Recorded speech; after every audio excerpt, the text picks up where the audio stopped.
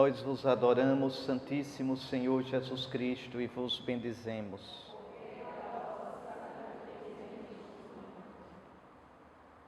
No ofício de leituras, o ofício que nós, religiosos, ministros ordenados, os monges, temos que rezar, na segunda leitura, um autor antigo da Igreja, do século IV, pergunta assim: o que está acontecendo hoje? O que aconteceu neste sábado santo? É o segundo dia do Tríduo Pascal, como eu já expliquei. Este segundo dia começou ontem ao entardecer. Nós começamos a celebração da Paixão às 3 da tarde. Vamos sempre tomar o horário oficial, não é? A ceia do Senhor às 5 da tarde, a Paixão às 3. Pelas 5, 5:30 estava terminando ontem a Paixão do Senhor. Era o anoitecer. Estávamos entrando no segundo dia do Tríduo Pascal. O Senhor que no primeiro dia, quinta tarde e sexta, se entregara na ceia e na cruz, agora entrara na morte. O que aconteceu nesse sábado santo? O que aconteceu entre o entardecer de ontem e o anoitecer de hoje, o segundo dia do Tríduo? Algo que a gente nunca vai compreender. Olhando de fora, o que aconteceu? O que acontece com qualquer pessoa que morresse antes da ascensão, antes da ressurreição de Cristo. Jesus, como eu disse ontem, foi colocado na cruz. Pelas 3 horas da tarde, morreu. Ficou na cruz um cadáver. A alma humana de Jesus separou-se do corpo, como a alma de todos nós na hora da morte. A alma humana de Jesus ficou naquele estado chamado Sheol, que os gregos chamavam de Hades e que nós chamamos de mansão dos mortos. Atenção que mansão dos mortos não é o túmulo. Mansão dos mortos é o estado de morte, o estado da alma separada do corpo, sem poder ainda ver a Deus.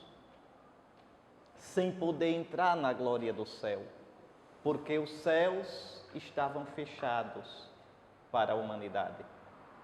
Cristo veio para abri-los e vai abri-los com sua morte e ressurreição.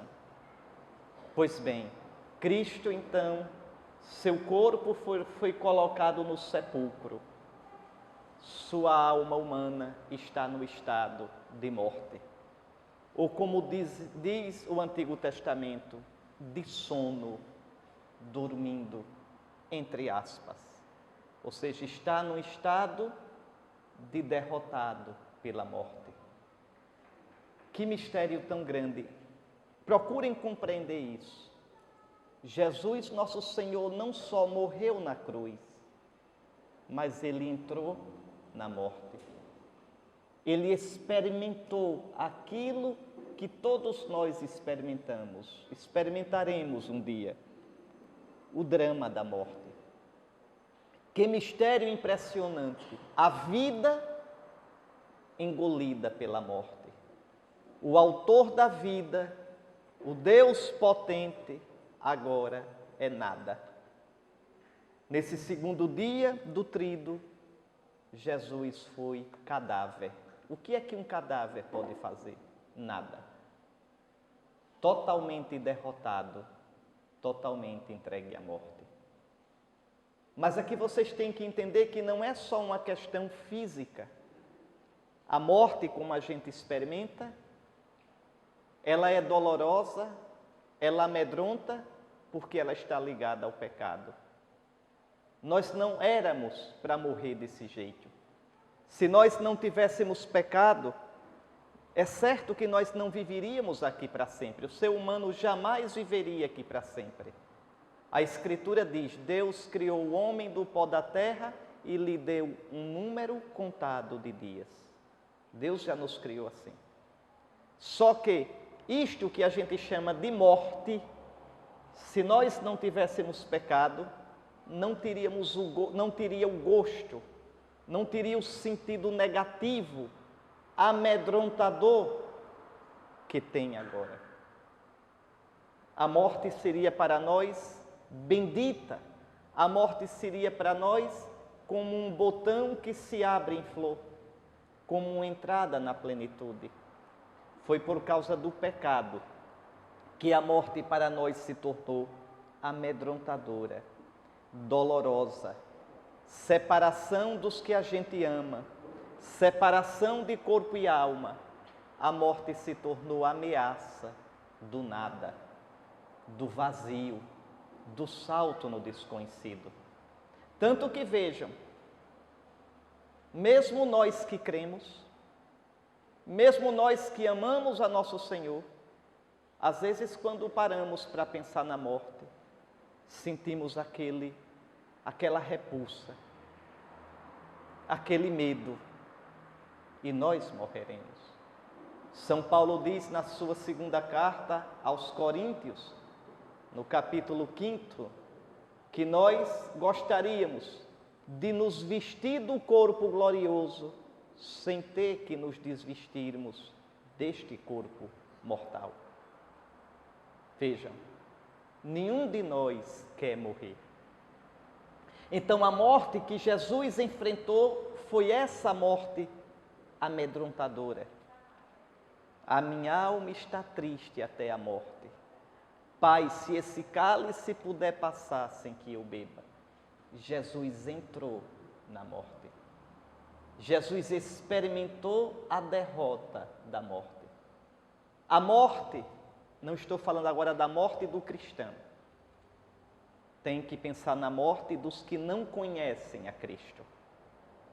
Vejam, a morte para a humanidade se tornou, como eu já disse, consequência do pecado. A morte é sinal de afastamento do Deus da vida. Em Deus não há morte. Apartar-se de Deus é cair na morte. Não é só a morte física, é a morte como escuridão, é a morte como ameaça, é a morte como absurdo, é a morte como medo. Pois bem, Jesus na cruz entregou o Espírito. O Espírito aqui não é a alma, atenção. O Espírito aqui é o próprio Espírito Santo que liga o Filho ao Pai. O Espírito que é o vínculo de amor entre o Pai e o Filho. Na cruz, Jesus se tornou totalmente pobre. Nos deu sua mãe e depois entregou o Espírito. Pai, nas tuas mãos entrego o meu Espírito. Isso é um mistério muito grande. Se o Espírito é o vínculo de amor entre o Pai e o Filho, entregar o Espírito é separar-se do Pai, é cair na morte. Jesus morre entregando o Espírito. E São João, no seu Evangelho, diz uma coisa impressionante. Impressionante.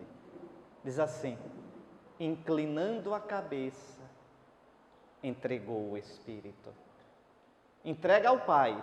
Pai, nas tuas mãos eu entrego o meu Espírito. Mas vejam, João diz diferente.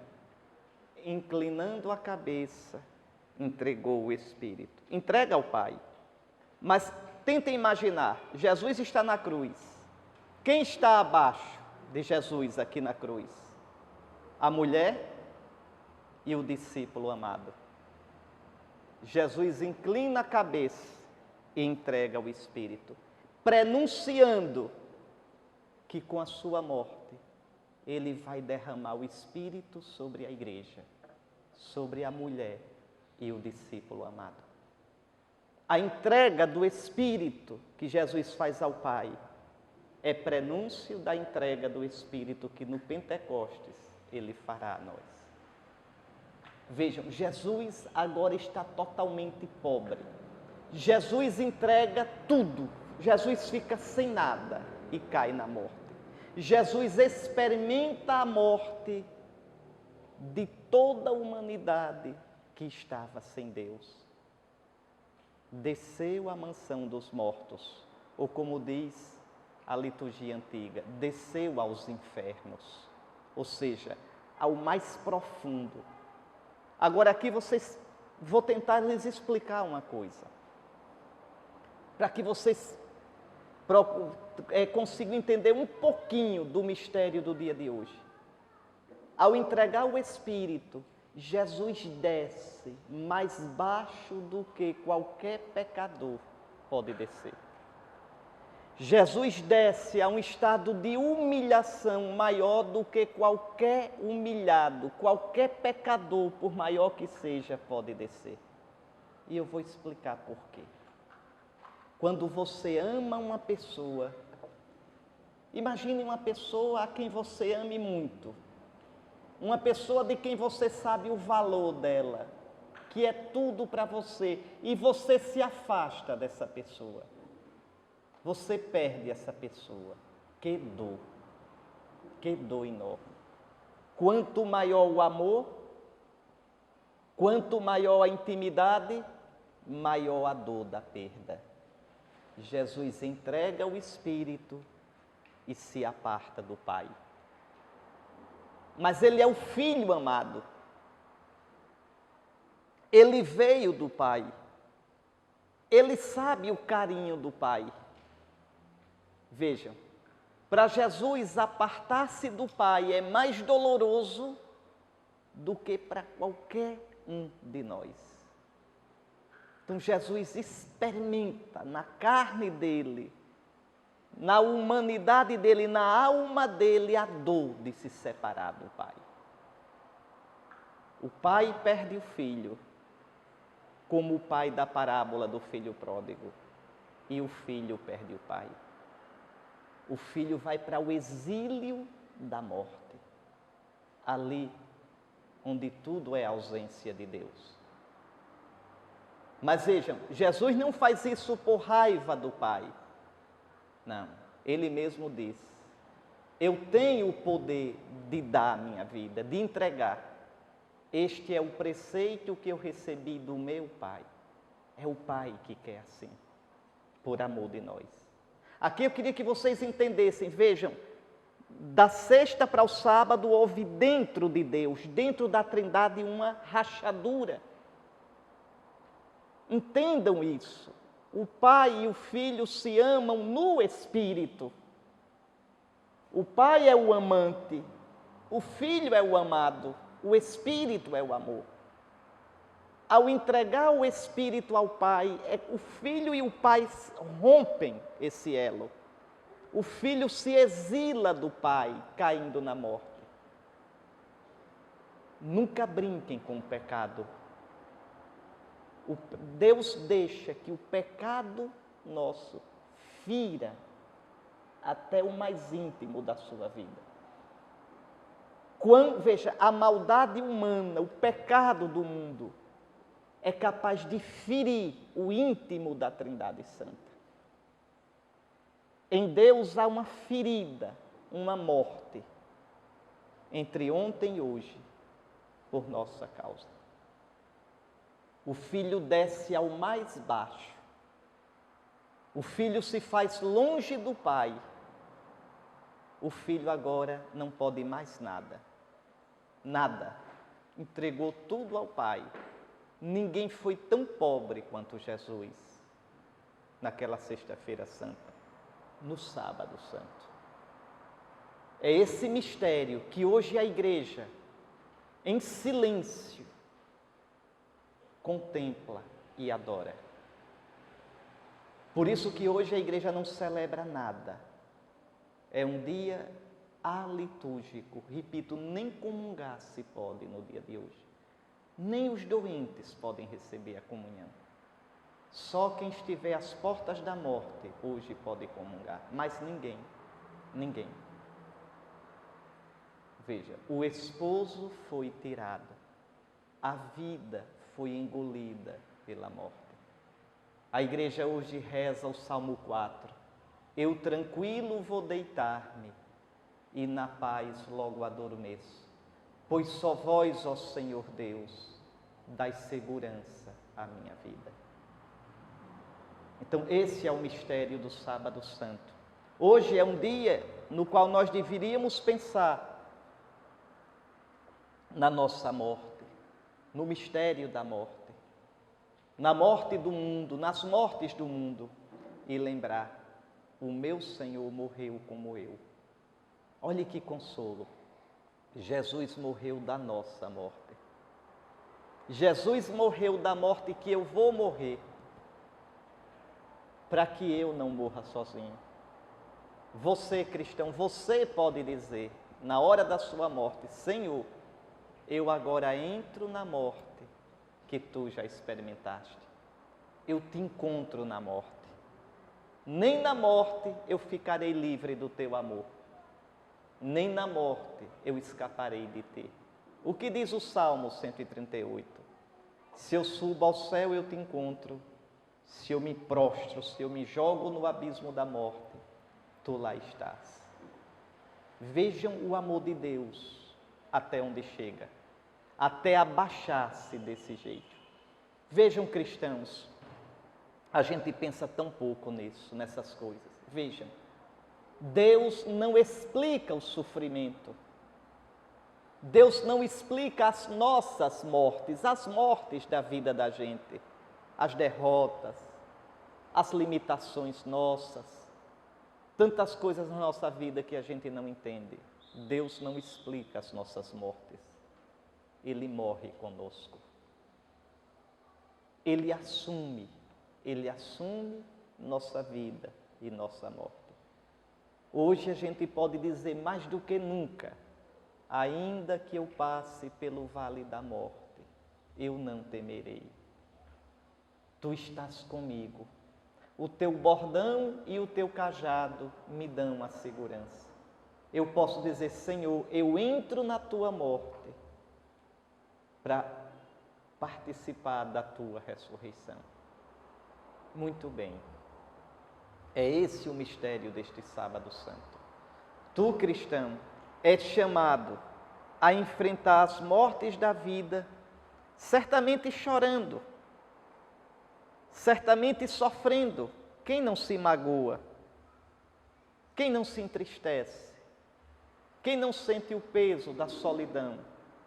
Mas lembra-te, cristão, o teu Senhor experimentou tudo isso. Lembra-te, cristão, nem a vida, nem a morte, nem criatura alguma nos poderão separar do amor de Cristo. Nada, porque Ele assumiu tudo o que é nosso, tudo. Mas o trido não termina no Sábado Santo. Hoje, quando o sol se esconder, não antes, é proibido pela igreja, quando o sol se esconder, depois que passar o sábado, no primeiro dia da semana, e é triste quando eu escuto os cristãos desejarem, e desejo até para o bispo, às vezes, bom fim de semana, pensando no domingo. Pelo amor de Deus, domingo não é fim de semana. Fim de semana são a sexta e o sábado. O domingo é o primeiro dia da semana. O domingo é o primeiro dia de um tempo novo. No domingo tudo começa. Eis que eu faço novas todas as coisas. Domingo é fim de semana para quem não conhece o Senhor, para quem considera o domingo na mesma farra da sexta-noite e do sábado. Então aí domingo é fim de semana, fim de farra. Mas para nós cristãos, não. O domingo é o começo de um novo tempo. É o primeiro dia depois do velho sábado dos judeus. É o dia do novo Adão. É o dia da nova criação. Lembre, Deus criou, disse: faça-se a luz no primeiro dia da semana. Houve uma tarde e uma manhã, primeiro dia. Vejam. E agora, o domingo é o dia da nova criação. Eis que eu faço novas, eis que eu renovo com a minha vitória, com a força do meu espírito, todas as coisas. Pois bem, depois que o sol se esconder e cair a noite e começar o primeiro dia da semana, que era para ser dia de treva, porque a vida foi morta, não há mais esperança. Vejam o que dizem, o que vão dizer amanhã à tarde, ainda sem saber da notícia, aqueles 2 irmãos nossos de Emaús. Nós esperávamos que ele fosse redimir Israel. Não esperam mais. Pois bem, o domingo, aquele primeiro dia da semana, teria tudo para ser um dia de treva, de uma ressaca, de uma desilusão, de uma tristeza. Mas não. Quando o sol se esconder, no meio da noite, noite que lembra a mansão dos mortos, noite que lembra a morte, o Pai que se calou na quinta-feira santa à noite, quando Jesus gritou: Pai, se esse cálice puder passar sem que eu beba. O Pai que se calou diante da paixão do Filho, diante da cruz do Filho, diante da morte do Filho. O Pai que não deu uma palavra neste sábado, o Pai vai falar. O Pai encherá a morte de vida. O Pai encherá o escuro da mansão dos mortos com a potência do Espírito. Vejam, o Filho entregou o Espírito ao Pai e caiu na morte. O Filho entregou na sexta-feira santa o Espírito ao Pai e ficou sem nada. Agora, o Pai dá o Espírito ao Filho. Eu não vou dizer que devolve. É pouco, é muito pouco. Não devolve. Dá o Espírito de um modo novo. Antes de ressuscitar, antes de morrer, Jesus tinha o Espírito Santo. Toda a missão de Jesus foi na força do Espírito Santo. Mas entendam isso, vocês têm de entender isso para entender o que é ser cristão. Senão não vão entender o que é ser cristão. Senão nunca vão entender o caroço do cristianismo, a essência. Prestem bem atenção. Jesus, o Espírito Santo, agia nele quando ele estava neste mundo. Mas lembre, Jesus tem a vida dele. Jesus tem a alma humana dele. Jesus tem a vida biológica dele. E alimenta essa vida como? Como nós, bebendo, comendo, dormindo, recebendo a luz do sol que traz energia, vitaminas. Então Jesus tem o Espírito Santo, mas Jesus tem a vida dele. Na cruz, Jesus perdeu a vida dele. Na cruz, o corpo humano de Jesus morreu, necrosou. Na cruz, a alma humana de Jesus deixou o corpo, como deixará o nosso na hora da morte. Agora, o que é que o Pai faz com Jesus? O Pai, dando o Espírito a Jesus na ressurreição, o Pai vivifica com a vida do Espírito o corpo e a alma de Jesus. Jesus não tem mais uma vida como a nossa. Essa vida mortal nossa. Essa vida que precisa do feijão e da água. Jesus não tem mais essa vida. Como o fogo impregna uma barra de ferro se você colocá-la no fogo, o corpo de Jesus agora é matéria, mas toda espirituada, toda impregnada de Espírito Santo. O corpo de Jesus agora não obedece mais às leis desse mundo. O corpo de Jesus agora não padece, não envelhece, não tem mais as limitações do nosso corpo. Tanto que no Evangelho não se descreve o corpo de Jesus ressuscitado. Não se pode descrever. O Apocalipse, quando vai descrever Jesus ressuscitado, é a coisa mais linda do mundo, porque descreve sem conseguir descrever. Os cabelos brancos, porque ele é eterno. Olhos de fogo, da sua boca sai uma espada, sua voz é como trovão, seus pés são firmes como o bronze incandescente.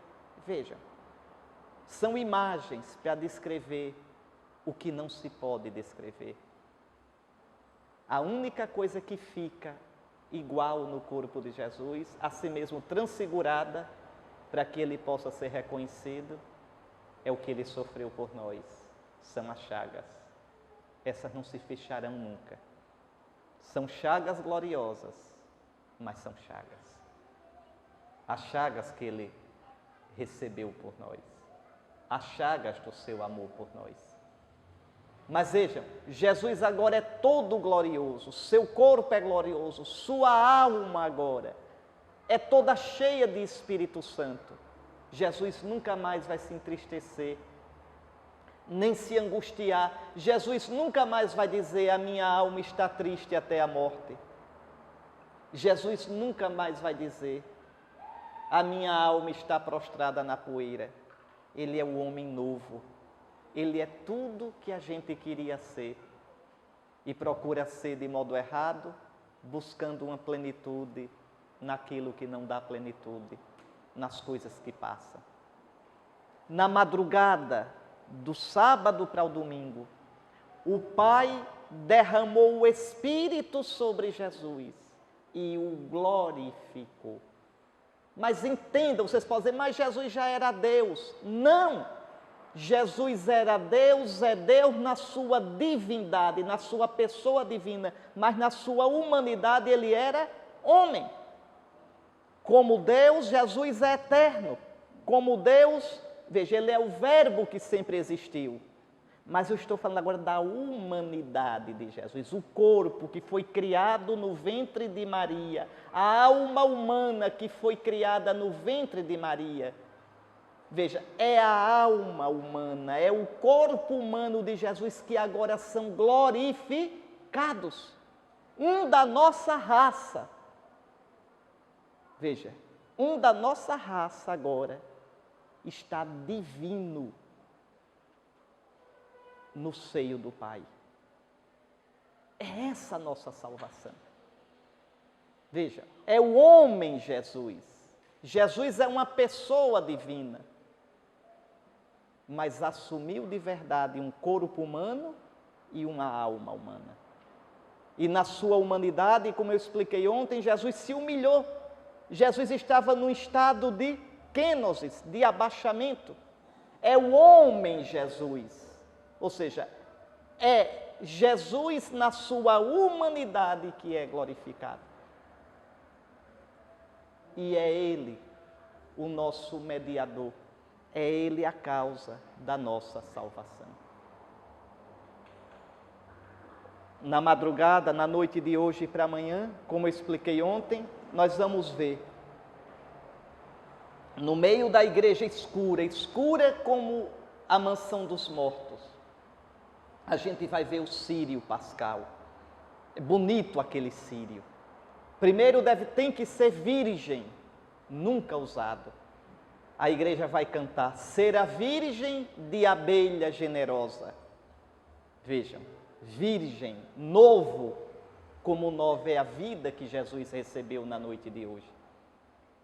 E no círio nós vamos marcar, primeiro, uma cruz bem grande, porque aquele que venceu veio do combate.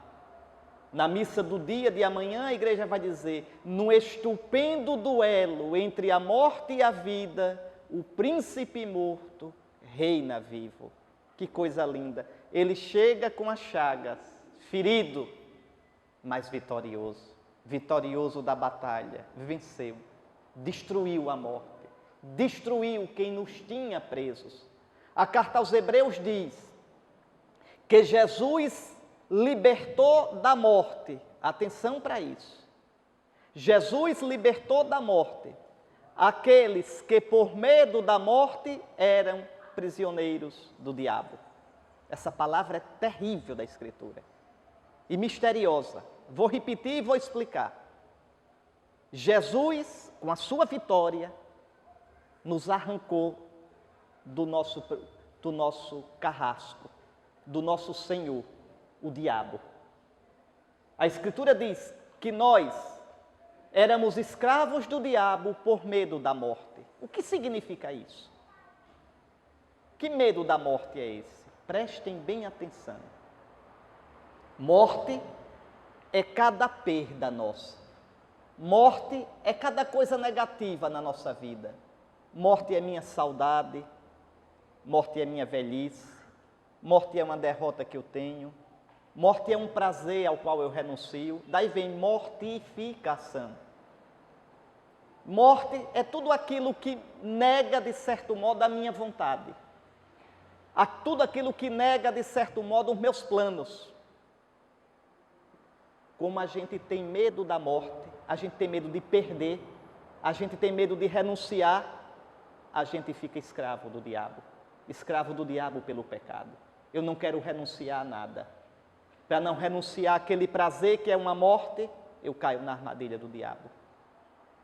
Para não renunciar ao meu modo de ver, que para mim seria uma morte, eu caio na armadilha do diabo. Por medo da morte, somos escravos do diabo. Por isso Jesus disse, quem não perder a vida, não viverá de verdade. Mas não é perder a vida tua, é perder a vida por Ele, com Ele.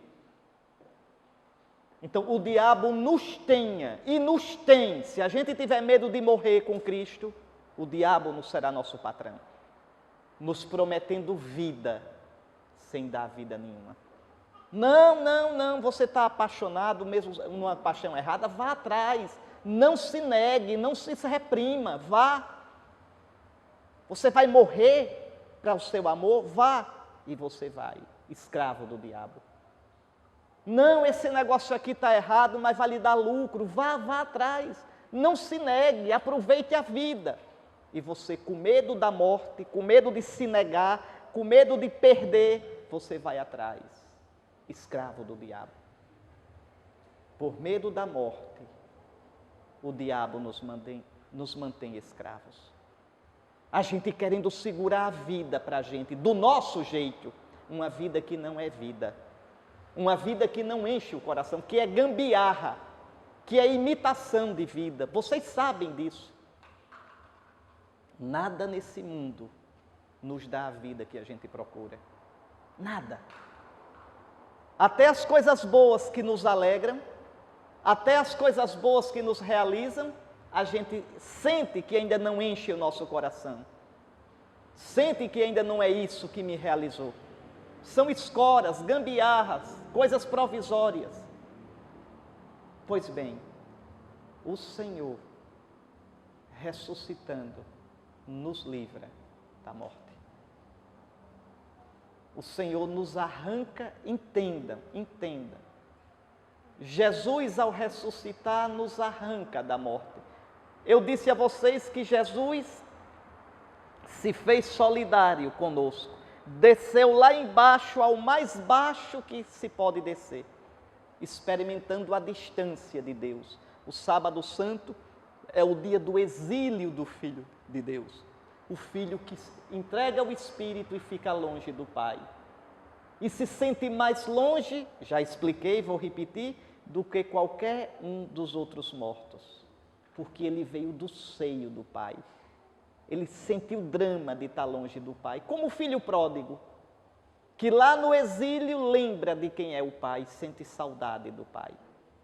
Assim está o Filho, não por raiva do Pai, não por rebeldia, mas por amor ao Pai, ele se exilou para nos salvar. Pois bem, na madrugada do domingo, quando o Pai derrama o Espírito sobre Jesus, clareia a mansão dos mortos com a luz do Espírito. Como a glória de Cristo no Tabor iluminou Moisés e Elias. A glória, na madrugada de hoje para amanhã, o inferno, a mansão dos mortos se tornou luz pura. Era o Pai derramando o Espírito sobre o Filho. E o Filho ressuscita. E aquele, veja, e leva com ele, vem do mais baixo levando todo mundo com ele. Todos aqueles que no Antigo Testamento, antes dele, ou todos aqueles que mesmo agora não o têm porque não o conhecem, mas entram na morte, e experimentam a luz de Cristo, ressuscitam com Ele. Por isso, depois de ressuscitado, Ele nos chama de irmãos. Vão dizer aos meus irmãos. Vejam. Por isso Ele, que é o unigênito do Pai, Ele é o Filho único do Pai, agora se torna o primogênito de muitos irmãos. Jesus, veja, a Páscoa, a vitória de Jesus é a nossa vitória. É a nossa vitória. Jesus agora, cheio do Espírito Santo, entra na glória do Pai. Aqui vocês... Já disse isso no ano passado, no ano atrasado. Se pregasse aqui no próximo ano, diria novamente. Se vocês estivessem dentro do túmulo, na madrugada de hoje para amanhã, o que é que vocês viriam? Estava lá o corpo, o cadáver de Jesus. O cadáver de Jesus foi enrolado com um lençol. Pegam o lençol assim, numa pedra, colocam o cadáver e, veja, como os judeus deveriam lavar o cadáver, mas quando o cadáver morre ferido, ensanguentado, não se lavava, para que o sangue não caísse por terra. Era uma maldição. Lembre do castigo que Deus dá a Acabe. O profeta Elias diz: os cachorros vão lamber o teu sangue. O teu sangue escorrerá onde as prostitutas se lavam. E foi a maldição de Acabe. Morreu ferido e o carro de guerra ficou sujo de sangue e levaram para a fonte para lavar. E a Escritura diz: os cachorros lamberam e as prostitutas se lavaram naquela água. Lembre, o sangue simboliza a vida.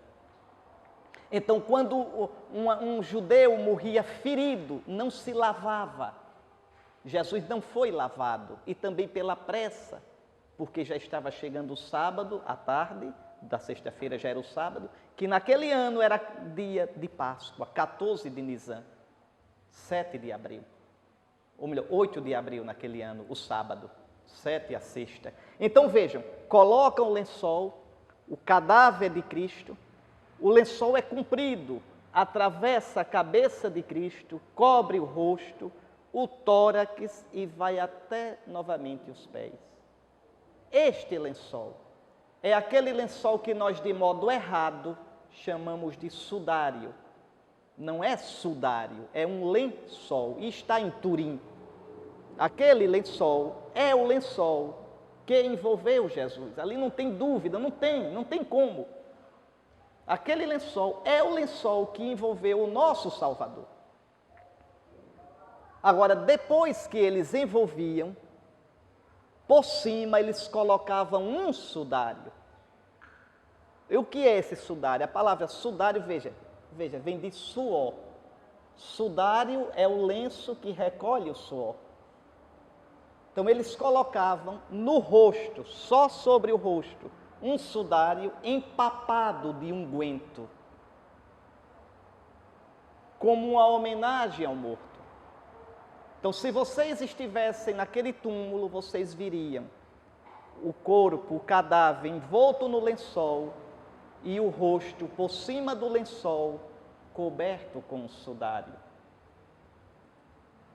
E se vocês estivessem naquele túmulo de madrugada, vocês iriam ver uma coisa intrigante. Com toda certeza, viriam isso. De dentro do lençol, de dentro do cadáver, uma enorme luminosidade. E depois, o lençol murchar. Pronto. Não está aqui. Não está mais aqui. Foi essa luminosidade, foi essa energia, foi essa glória, foi essa abundância de vida que a Escritura chama de Espírito Santo, que impregnou, que marcou aquele lençol. É o Pai derramando a plenitude do Espírito no Filho. É o Pai glorificando o Filho. E agora, onde é que está o corpo de Jesus? Onde é que está a alma humana de Jesus? entraram na glória do Pai. Entendam isso. Jesus entra na glória do Pai na hora da ressurreição. A ressurreição não acontece neste mundo. Jesus morreu neste mundo no dia 7 de abril. Jesus foi sepultado neste mundo, num túmulo de José de Arimateia, nas imediações de Jerusalém. Mas Jesus não ressuscita neste mundo, porque ressuscitar não é voltar a esta vida. Jesus ressuscita no Pai. Amanhã de manhã a igreja canta, se vocês pegarem um missal, olhe qual é lá a antífona de entrada da missa. É Jesus falando: ressuscitei, ó Pai, e estou sempre contigo. Pousaste sobre mim a tua mão, tua sabedoria é maravilhosa. Jesus ressuscita na glória do Pai. Vocês vão perguntar, e a ascensão? Na ascensão, Jesus recebe do Pai, Jesus glorificado, recebe do Pai a autoridade sobre o universo, sobre a história. Jesus recebe do Pai o poder de ser juiz.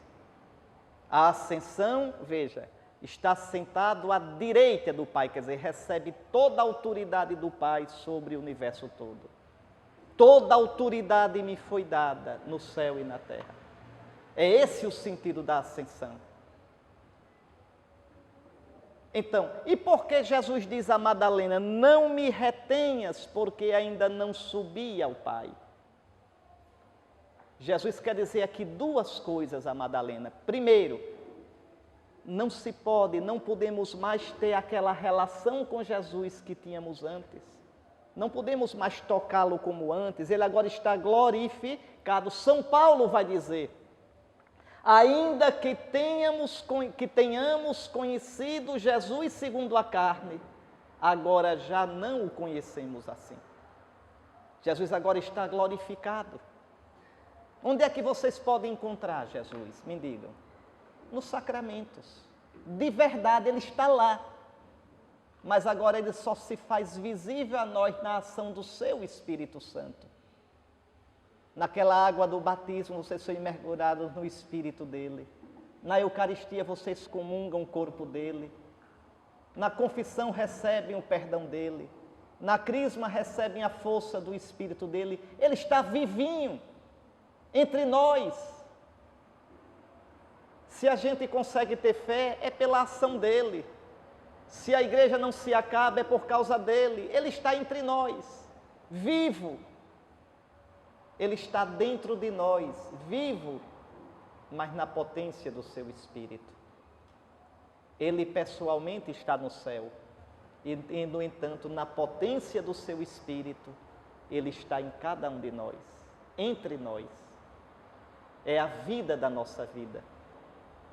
Esse Espírito que ele recebeu na madrugada de hoje para amanhã, na ressurreição, ele esparrama esse Espírito Santo sobre nós, na igreja, pelos sacramentos. Vejam, meus irmãos, a fé em Cristo, a nossa vida espiritual, a nossa vida cristã e os sacramentos são uma coisa só.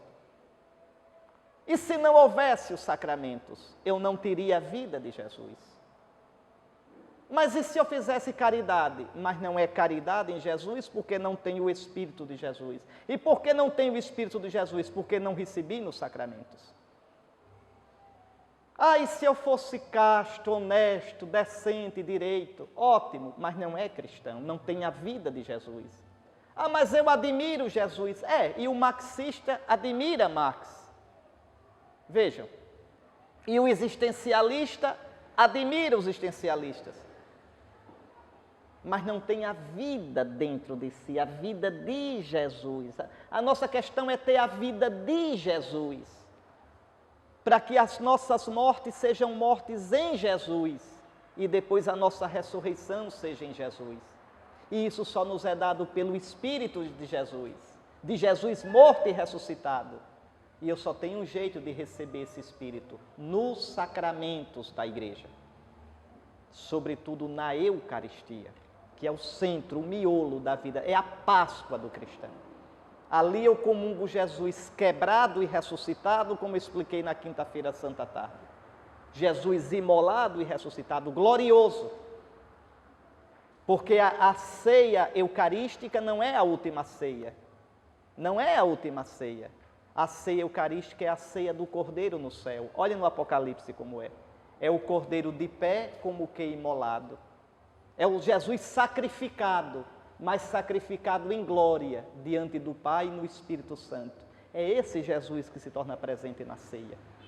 Que não é ceia, é o sacrifício de Cristo em forma de ceia. É o sacrifício glorioso de Cristo. Agora glorioso, como as chagas são gloriosas, como o corpo é glorioso, como o amor de Cristo é glorioso, como a alma humana de Cristo é gloriosa. É disso que a gente participa. A gente já participa da morte e ressurreição de Cristo. A gente já participa da glória do céu. Tudo isso fruto da noite de hoje. Toda a nossa vida cristã nasce, vive da noite de hoje, da Páscoa. Por isso a igreja vai cantar daqui a pouco. Eis agora a Páscoa, nossa festa, na qual o real Cordeiro se imolou. Veja, a Páscoa, a gente nasceu para essa Páscoa. A gente nasceu para essa festa.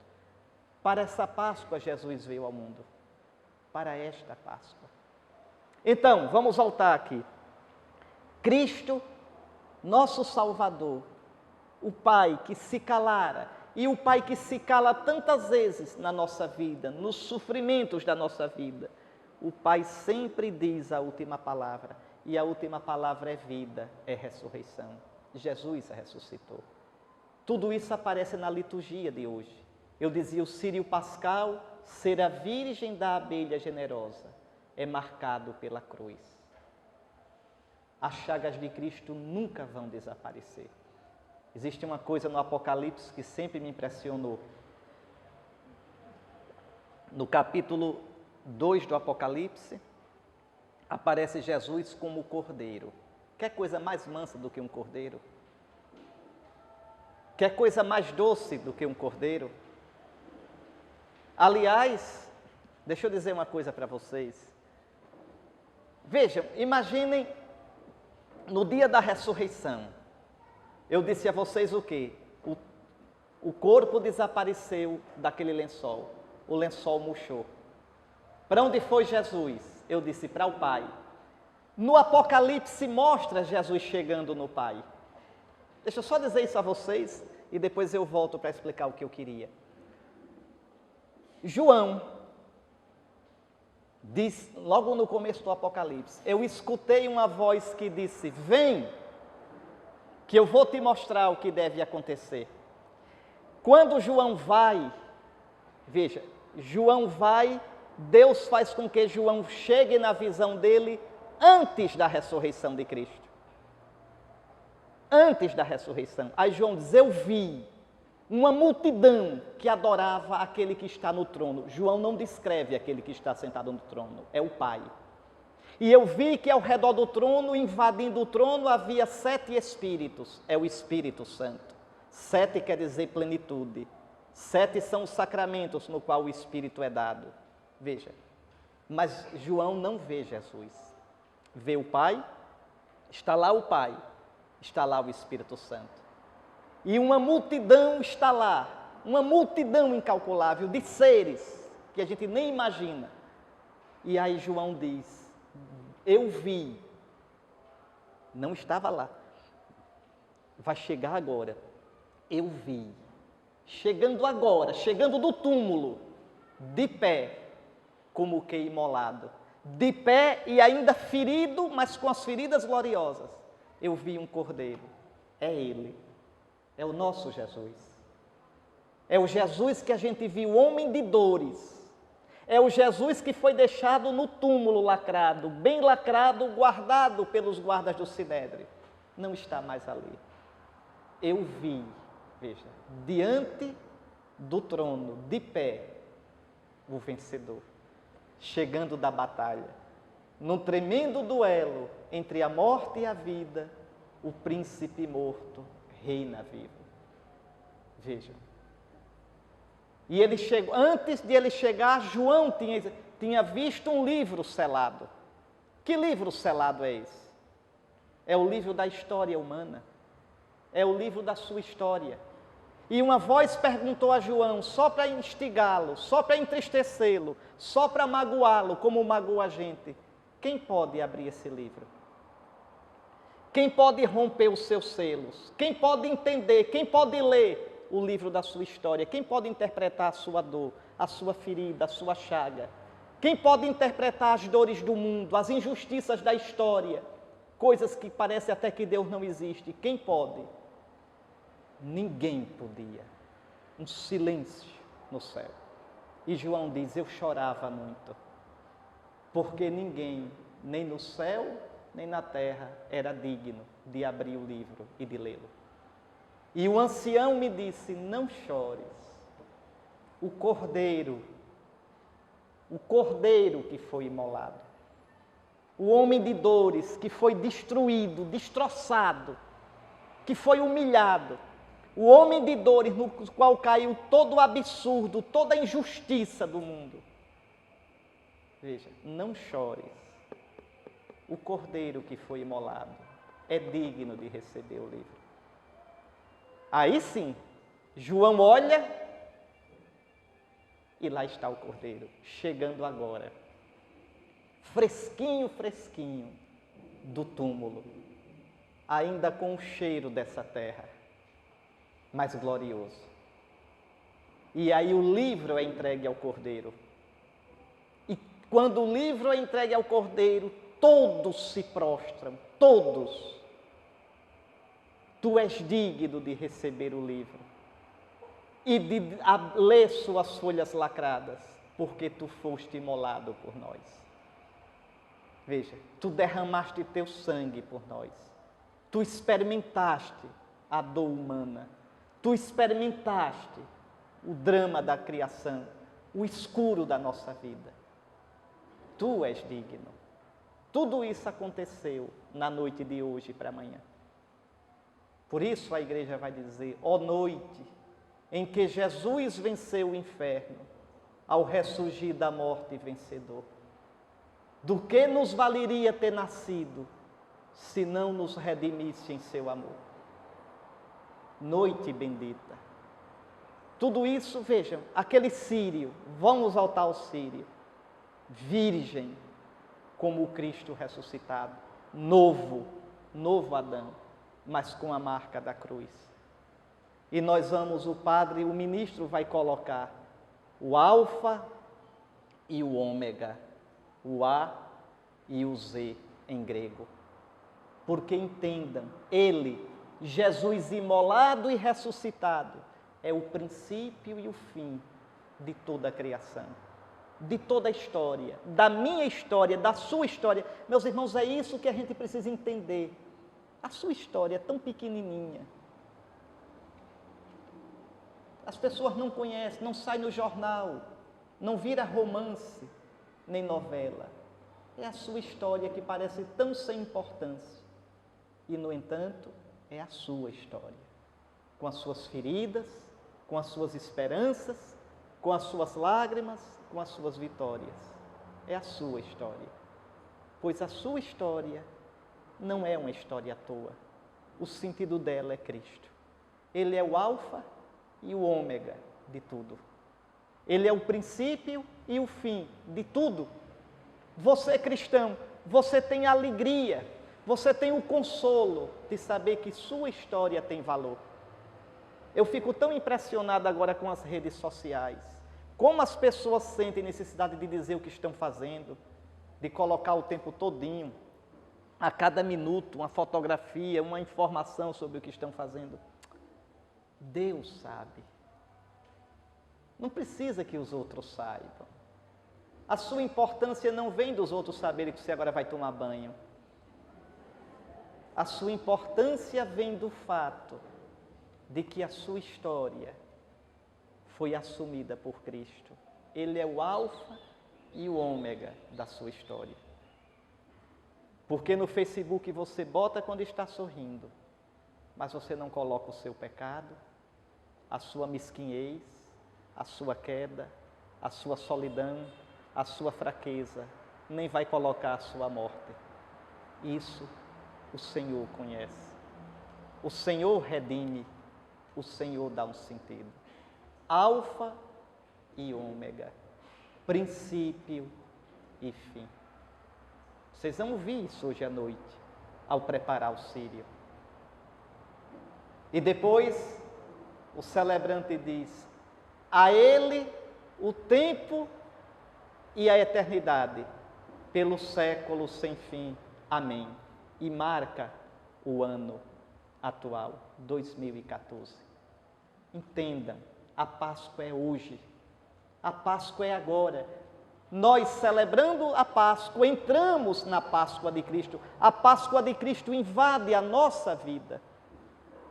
A ressurreição de Cristo é hoje. Tantos dizem no mundo que Jesus é anacrônico, que o cristianismo é do passado, tolinhos, bobos. A Páscoa está acontecendo hoje. Cristo é mais novo do que esses que dizem isso. Nada é tão novo quanto Cristo. Nada é tão futuro quanto Cristo. Vejam, ainda que os cristãos fossem somente 12, 10 no mundo, não adianta. Cristo está lá com toda a sua força redentora e o mundo será julgado por ele. A força de Cristo não vem de fora, do fato dos grandes do mundo aplaudirem a gente, do fato da imprensa elogiar a igreja. Não vem disso, isso é glória do mundo. Vês a glória do mundo, é glória vã. A nossa glória vem da cruz e da ressurreição de nosso Senhor Jesus Cristo. Da vitória do Senhor. 2014, está lá marcado no círio. E depois então o celebrante pega 5 grãos feitos de incenso e vai cravando um por um em forma de cruz. Por suas santas chagas, suas chagas gloriosas, o Cristo Senhor nos proteja e nos guarde. Amém. Veja, e depois acende o círio, com fogo que simboliza o Espírito Santo, Espírito que é glória, Espírito que é luz, Espírito que é vida. E no meio da igreja escura, como escura era a mansão dos mortos, o Sheol, os infernos, a igreja entra pelas mãos do ministro, proclamando: eis a luz de Cristo. E a gente não mais de joelhos, como ontem, quando cantamos vinde e adoremos, nos ajoelhando diante do lenho da cruz, a gente agora de pé canta: graças a Deus, graças ao Deus de Israel, graças ao Deus a quem Jesus chamava de Pai, porque Ele é fiel, Ele ressuscitou o seu ungido, o seu Filho amado da morte. Eis a Páscoa, nossa festa. Eu queria agora, tenham um pouquinho de paciência, se estiverem cansados, podia cantar alguma coisa, ou pode ir direto? Vai direto? Então eu queria ler 2 textos da liturgia de hoje. A liturgia de hoje é longa, a liturgia de hoje deve ser longa, a liturgia de hoje deve ser cansativa, porque é uma vigília em honra do Senhor. Primeiro a gente faz as leituras do Antigo Testamento, 7 leituras. Para quê? Para mostrar como a Páscoa foi sendo prefigurada. Como Deus foi preparando tudo para chegar na ressurreição de Cristo. Mas eu queria ler as 2 leituras da missa mesmo, que são o Evangelho de hoje e a Epístola. Para meditar com vocês um pouco mais ainda no sentido da ressurreição do Senhor. O Evangelho de hoje à noite, é o de São Mateus, capítulo 28, versículos 1 a 10. Escutem. Depois do sábado, e agora vocês entendem o que significa isso, passou o sábado, passou a antiga criação, ao amanhecer do primeiro dia da semana, agora sim o sol está começando a brilhar. Alguma coisa houve e ninguém sabe ainda. Madalena não sabe, as mulheres não sabem, ninguém sabe. Mas alguma coisa houve no meio daquela noite. É a noite mais bendita do ano. É a noite mais bendita da história. É a noite de hoje para amanhã. Nessa noite tudo aconteceu. Nessa noite, quando tudo era escuro, Deus disse, faça-se a luz. E a luz foi feita e o mundo começou. Nessa noite, quando Abraão ia matar Isaque, Deus poupou Isaque. É a segunda leitura que hoje vocês vão escutar nessa noite. Nessa noite, Deus abriu o mar vermelho. Nessa noite, Deus ressuscitou Jesus. E numa noite como essa, Deus fará um dia, o mundo todo passar para a eternidade, para a glória. É a noite santa, a noite da Páscoa. A noite onde tudo aconteceu.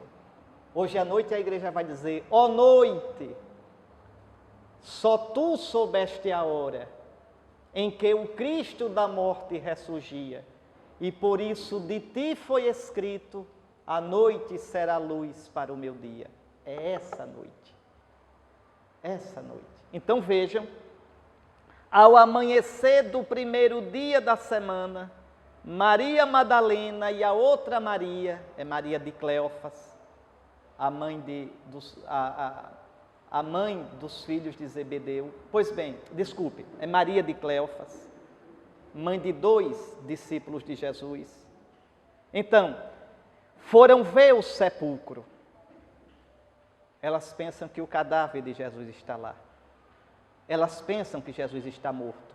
Elas não sabem o que aconteceu. Ninguém sabe, porque não aconteceu nesse mundo. Vejam, vou dizer uma palavra para vocês que vocês vão estranhar, mas depois eu explico. Depois eu explico. A ressurreição de Jesus não é um fato histórico. A ressurreição de Jesus é um fato real, mas não é histórico. É histórico o que acontece nesse mundo. A ressurreição de Jesus não acontece nesse mundo. A ressurreição de Jesus acontece no Pai. Ele atravessou, a gente ficou do lado de cá. A gente ficou, não pode, ninguém viu a ressurreição.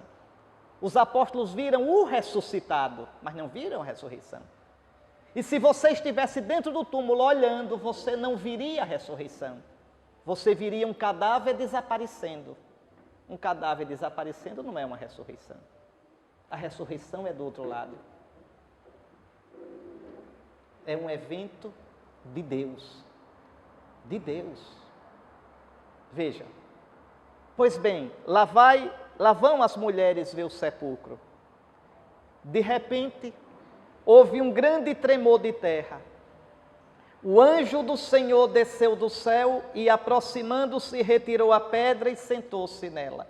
Atenção, aqui esqueçam que vocês já viram nesses filmes, mostrando Jesus aparecendo nu, ou Jesus se levantando. Nada, aquilo ali é de quem não entendeu o que é ressurreição. Esse anjo vai abrir o túmulo, não é para Jesus sair, é para as mulheres entrarem e verem que o túmulo está vazio. Se o túmulo continuasse fechado, elas pensariam que teriam ali dentro um cadáver e não tem mais nada. Veja, elas vão fazer a mesma experiência que quem foi à Terra Santa já fez. É porque a gente é danado para ver as coisas e não enxergar. Vocês querem maior alegria para um peregrino cristão quando chega no túmulo e entra e não encontra ninguém? Não encontra ninguém. A única coisa que tem dentro do Santo Sepulcro é um pequeno estandartezinho, uma banderolazinha, escrito, ressuscitou. Não está aqui. Não adianta procurar. Não está aqui. Ressuscitou. Veja, essa experiência que a gente faz quando vai a Jerusalém, essas mulheres vão fazer na madrugada do sábado para o domingo. Na madrugada do domingo. Vejam, o anjo do Senhor desceu do céu e, aproximando-se, retirou a pedra e sentou-se nela. Sua aparência era como um relâmpago. Ou seja, você não pode imaginar, ninguém sabe como é a aparência de relâmpago. Esse é o jeito da Escritura dizer sem dizer nada. Tá certo? A gente escuta, ele tinha a aparência de um relâmpago. E o que é uma aparência de relâmpago? Veja. Sua aparência era como um relâmpago e suas vestes eram brancas como a neve. Os guardas ficaram com tanto medo do anjo que tremeram e ficaram como mortos.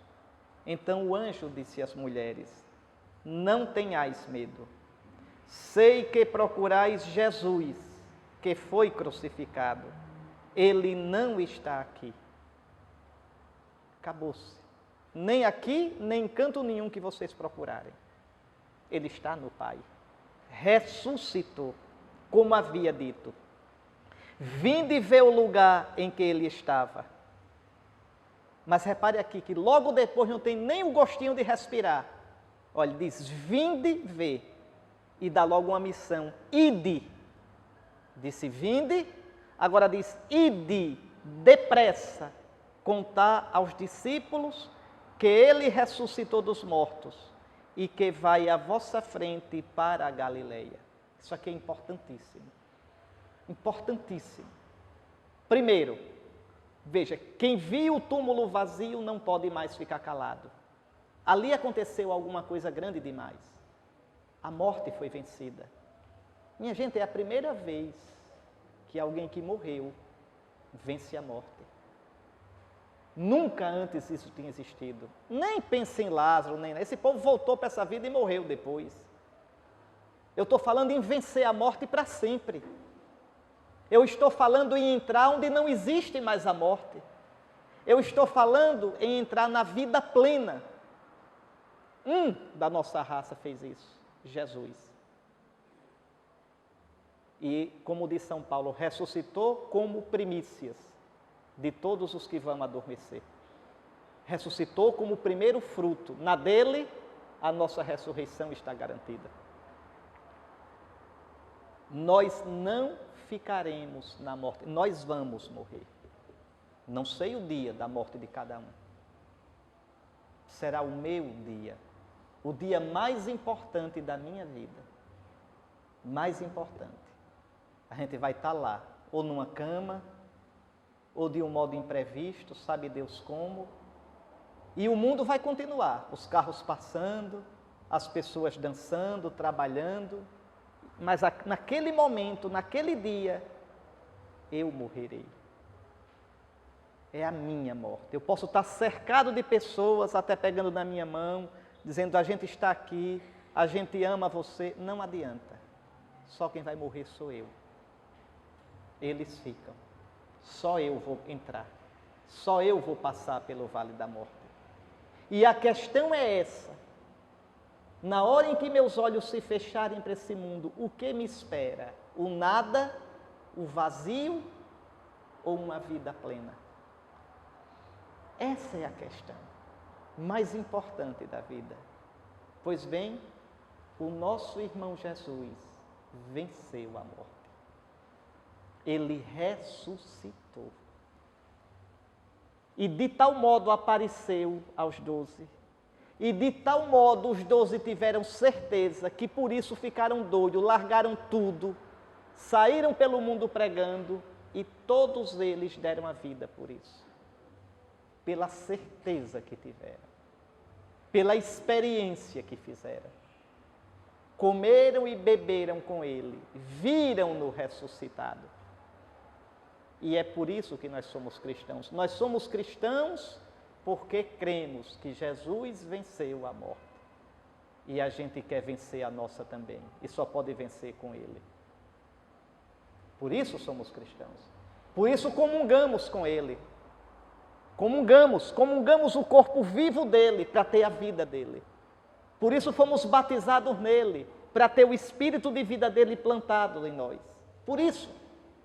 Veja, toda vida cristã é vida pascal, é vida por causa da Páscoa, é vida para a Páscoa. Todo o resto que a gente faz, que a gente vive, que a gente diz, é por causa disso. Por isso que a Páscoa é a nossa festa, é a grande festa. cristã. Então, mas veja, ele ressuscitou dos mortos e vai à vossa frente para a Galileia. Atenção para esse detalhe. Isso é importantíssimo. E eu já expliquei isso aqui a vocês uma vez. O judaísmo, toda a religião judaica se prendia à Judeia, a Jerusalém, ao templo, ao sacrifício do templo. Agora Jesus espera os seus. Querem encontrar Jesus? Saiam de Jerusalém. Não é mais no judaísmo. Não é mais nas práticas judaicas. E onde é que está Jesus? Na Galileia. Mas a Galileia é região dos pagãos. A Galileia é região de pagãos misturados com judeus. Vão para a Galileia. Lá vocês vão vê-lo. Galileia é o mundo. Galileia são as situações do mundo. Vão para a Galileia. Galileia é o seu trabalho. Galileia é a sua vida de família. Galileia é a missão onde Nosso Senhor lhe manda. Vão, não tenham medo. Vão para a Galileia. Mas a gente é fraco, eu não tenho força, eu estou só. Não. Ele está lá. Vão. Vão. Lá vocês vão vê-lo. Vocês não vão vê-lo mais no templo de Jerusalém. Acabou-se. Na Galileia o vereis. E se não for? Se não forem, não vão vê-lo. Vão para a Galileia. É isso que Nosso Senhor está dizendo. É esse o recado que Ele está mandando. Escutem. E o anjo termina, corta o assunto. É isto que vos tenho a dizer. Pronto. Não tem nenhuma curiosidade para matar, nada. É isto. Ele ressuscitou, vão para a Galileia e lá vocês vão vê-lo. Escutem. As mulheres partiram depressa do sepulcro. Estavam com medo. Coitadas, como é que a gente estaria numa situação dessa? Veja, não sabe, é muita notícia para você processar, não dá. É por isso que as narrativas dos encontros de Jesus com o ressuscitado, elas são desencontradas. Vocês vão escutar essa semana todinha, de domingo a domingo que vem, as narrativas. Elas não se encaixam. Foi muita coisa, muito intensa, em muito pouco tempo. A memória da igreja ainda hoje ficou rodando.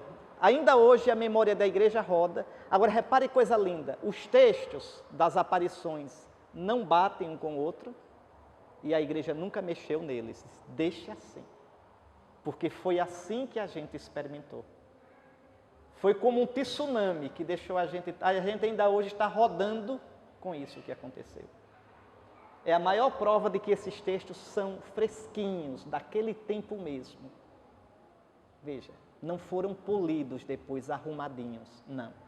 Aqui está todo o susto, aqui está todo o espanto da igreja.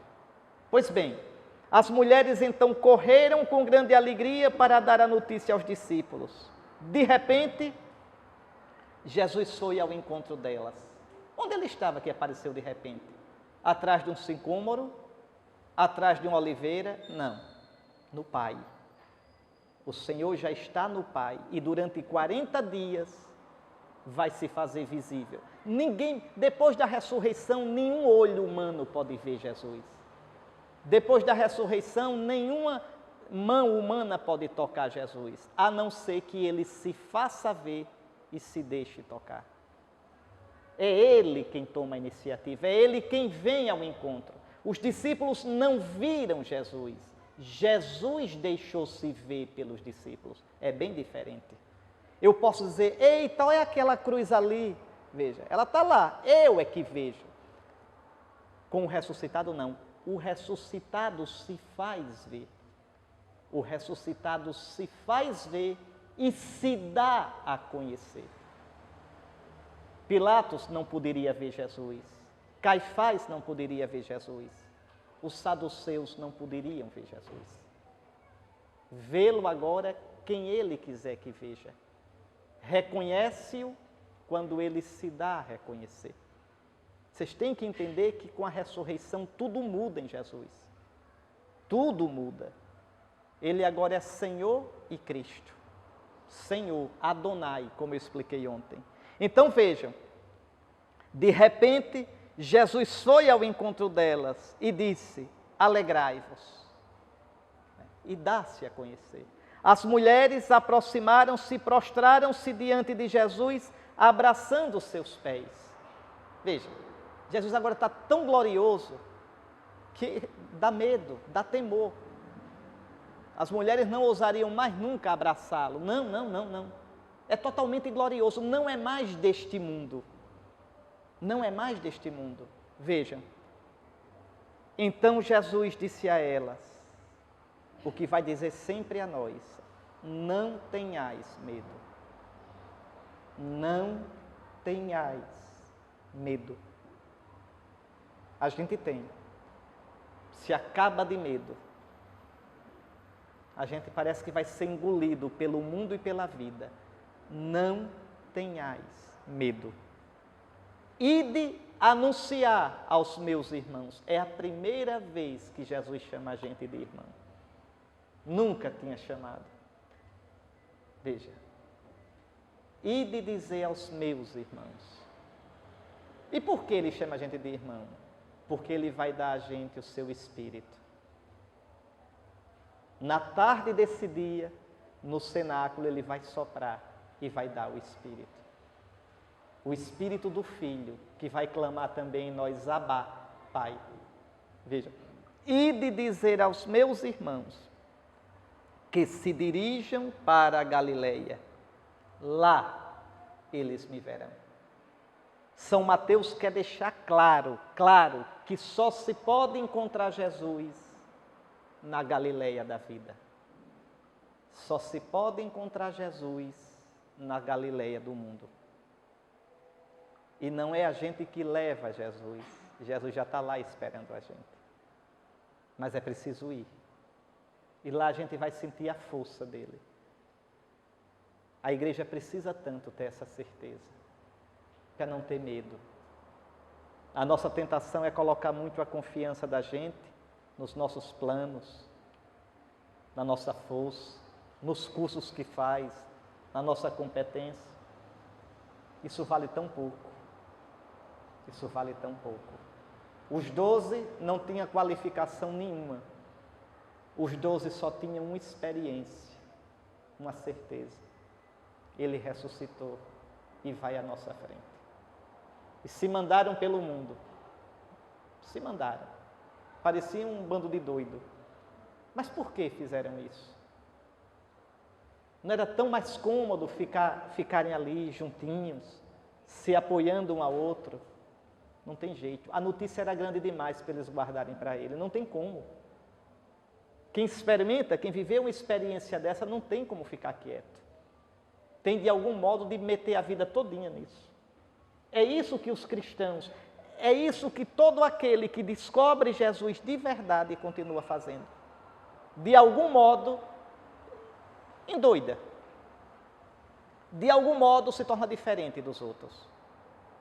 Ou se mete no mosteiro para rezar a vida toda, ou vai para o deserto, ou vai pregar o evangelho, ou na sua casa, na sua família, tem um comportamento totalmente diferente. Não pode, não tem como não comprometer a vida todinha. Quando a sua vida, meu irmão, for uma vida como a dos outros, bem normal, é porque você perdeu a experiência do que é Jesus morto e ressuscitado. Aquela experiência deixou de ecoar em você. E aí ficou só uma ideia. E você fica na mesmice da vida de todo mundo. Quando essa experiência de Jesus vivo, de Jesus que nos encontra, nos precede na Galileia, é viva na gente, não tem jeito. Você pode ter 14 ou 60 ou 70 anos. O entusiasmo é o mesmo. E não consegue ter uma vida medíocre. Porque ele ressuscitou. Porque ele está vivo. Meus irmãos, o Evangelho não é uma teoria, o cristianismo não é uma filosofia. O cristianismo é uma certeza nascida de uma experiência. Aquele túmulo está vazio. Eu posso perder a vida. É de chorar de emoção a gente olhar a vida dos mártires. Quanta doidice. Quantas mulheres mortas, homens mortos, crianças mortas. Quantos pais morreram junto de seus filhos por causa de Jesus, nosso Senhor. Por causa de uma certeza, a morte foi vencida. Zombaram da morte. Ó morte, onde está a tua vitória? Tua força foi quebrada. Por quê? Porque Ele ressuscitou. E nele e com Ele nós ressuscitaremos. E para terminar, a epístola que será lida na noite de hoje, da carta de São Paulo aos Romanos, tinha que ser essa mesmo. No capítulo 6. Irmãos, como eu queria que vocês escutassem essa palavra para você, para nós, porque realmente é para nós. Irmãos, será que ignorais que todos nós, batizados, quer dizer, mergulhados em Cristo Jesus, é na sua morte que fomos batizados? Hoje a igreja vai batizar tantos filhos pelo mundo todo. Quando vocês mergulharam naquela água, vocês mergulharam na morte de Cristo. Eu expliquei ontem que o mar, a água, simboliza a morte. Nós mergulhamos na morte com Cristo. A morte de Cristo se tornou nossa morte, para que a gente morra cada dia como Cristo. Cada mortezinha nossa, não tenham mais medo da morte, porque você morre com Cristo. A renúncia que você faz, a perda que você tem por causa de Cristo, tudo isso é com Cristo. Será que ignorais? Será que não sabeis? Será que vos esquecestes que todos nós batizados em Jesus Cristo é na sua morte que fomos batizados? Pelo batismo na sua morte fomos sepultados com Ele, para que, como Cristo ressuscitou dos mortos pela glória do Pai, a glória do Pai é o Espírito Santo, viu? Assim também nós levemos uma vida nova. A gente já vive agora a vida que a gente vai ter no céu, a vida do Espírito Santo. Ainda está em semente em nós, mas no batismo a gente já recebeu a vida do Espírito de Cristo ressuscitado. Pois, se fomos de certo modo identificados a Jesus Cristo por uma morte semelhante à sua, seremos semelhantes a Ele também pela ressurreição. Sabemos, vocês já sabem disso, que o nosso velho homem foi crucificado com Cristo, para que seja destruído o corpo de pecado. O que é o corpo de pecado? É a minha natureza humana toda enquanto pecadora. Meus pensamentos, meus sentimentos, meus instintos, meus afetos, meu corpo, minha alma, tudo isso que sou eu, ainda marcado pelo pecado, é destruído no batismo. Começa a arruinar-se pela força do Espírito de Cristo. Com efeito, aquele que morreu está livre do pecado. Nós morremos para o pecado. Nós somos nova criatura. Se, pois, morremos com Cristo, cremos que também viveremos com Ele. Sabemos que Cristo, ressuscitado dos mortos, não morre mais. A morte já não tem poder sobre Ele, pois aquele que morreu, morreu com Cristo, morreu para o pecado uma vez por todas. Mas aquele que vive com Cristo, é para Deus que vive. Assim, irmãos, vós também considerai-vos mortos para o pecado e vivos para Deus em Jesus Cristo. Hoje à noite, em tantas igrejas, haverá batismos. Que coisa impressionante. Chegarão pessoas que vivem essa vida biológica e psíquica. Pessoas que não têm a vida de Cristo. Não têm, não são nossos irmãos. Podem ser nossos amigos, mas não nossos irmãos na fé. Pessoas velhas, da velhice da humanidade velha. Pode ser um recém-nascido, é velho. A humanidade já nasce velha. E vocês vão ver. Aproximam-se da pia batismal, daquela água sobre a qual foi invocado o Espírito do Cristo ressuscitado. E eles serão lavados na morte de Cristo. Serão mergulhados na morte de Cristo. No corpo e na alma serão mergulhados.